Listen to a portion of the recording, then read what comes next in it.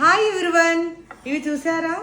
చిలకడ దుంపలు ఉడకబెట్టేసిన తర్వాత దీంతో ఉడికిన వాటిని తొక్క తీసేసాక మంచిగా ఇది ఇలా చేతుటి చిదిమేసుకొని మూకిళ్ళలో కమ్మటి నెయ్యి వేసుకొని ఇందులో జీడిపప్పు ఇది మంచిగా ఫ్రై అయ్యాక ఈ ఉడకబెట్టిన చిలకడ దుంపల్ని ఇందులో వేసేసుకొని ఇప్పుడు ఇందులో బెల్లం పొడి వేసుకొని మంచిగా కలిపేసుకోవాలి. దీన్ని బాగా కలిపేసుకొని చిన్న మంట మీద ఫ్రై చేసుకోవాలి. నెయ్యి రాసిన బౌల్లో ఇలాగ చిలకడదుంప మిక్సింగ్ని వేసేసుకొని ఒక ప్లేట్లో బోర్లించేసుకొని ఇలా ఎంజాయ్ చేస్తున్నాను. నాకు ఎప్పుడైనా స్వీట్ తినాలనిపించినప్పుడల్లా ఏదో ఒకటి ఇలా చేసుకుని తింటూ ఉంటాను.